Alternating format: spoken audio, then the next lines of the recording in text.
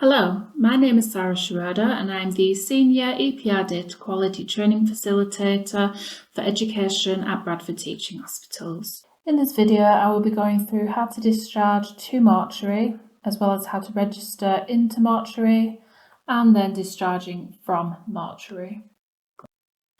All SOPs for this process can be found via the EPR SOPs desktop icon. Once you've double-clicked onto the icon and navigated through to the appropriate trust, you can either locate the appropriate SOP by going into the applicable section, or you can do a document quick search located at the top of the screen.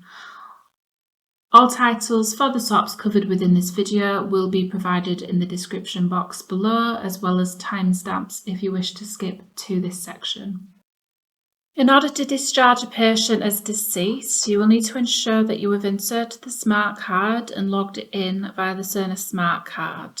In order for this update to go on to this spine, a smart card must be used for this process.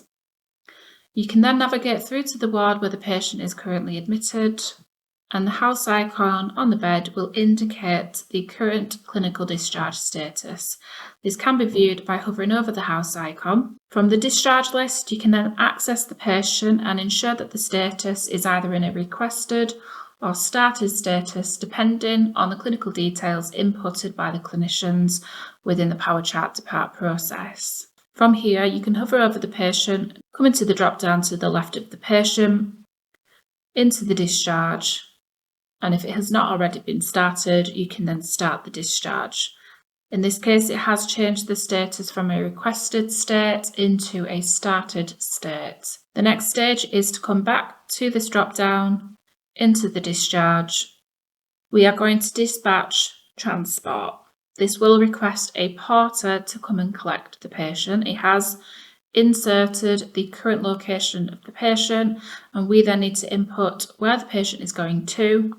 As we are discharging the patient from the discharge list, it is recognising there is only one location to send the patient to, which is Mortuary BRI. Ensure that the mode of transport has been updated, as well as how many porters are required and any portering details. Pressing OK, this has updated the discharge to location. At this stage, you will then need to ensure that you wait for the porter to come and collect the patient. If you do complete the rest of this process prior to the porter collecting the patient, this will cancel the job from the porter's end, so they will not receive the task to come and collect the patient. As soon as the porter has come and collected the patient, you can then come back to the drop down, into the discharge, and complete discharge.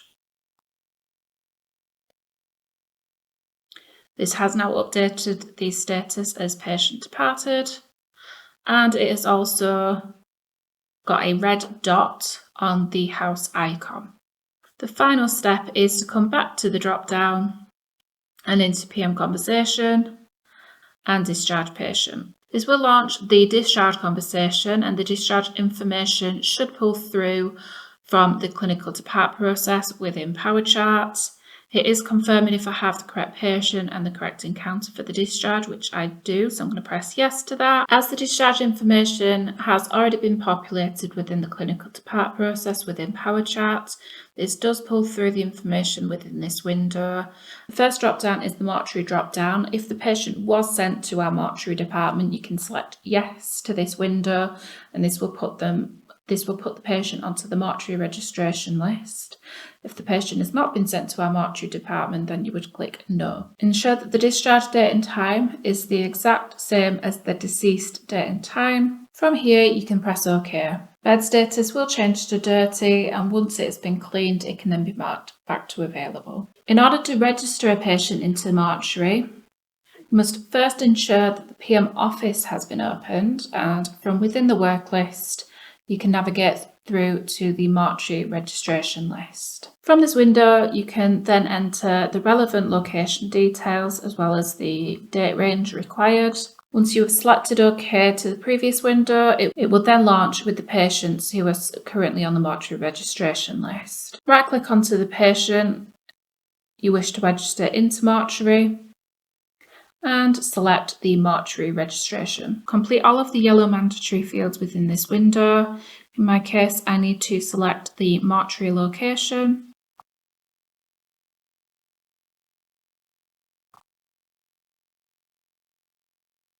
Once all of the yellow mandatory fields have been completed, as well as all of the relevant information, you can then select OK. Patient is now registered in the mortuary department. In order to discharge a patient from mortuary, you must first ensure that the PM office has been opened, and within the conversation band located on the left-hand side of the screen, you can then select mortuary discharge. Search for the patient using the MRN number or demographic information, and select the mortuary discharge encounter and press OK.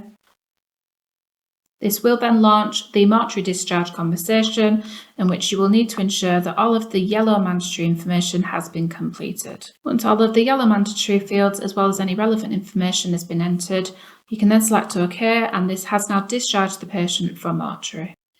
Thank you for watching this video. If you have any questions relating to any of the processes covered within this video, you can contact any member of the team on the email addresses provided.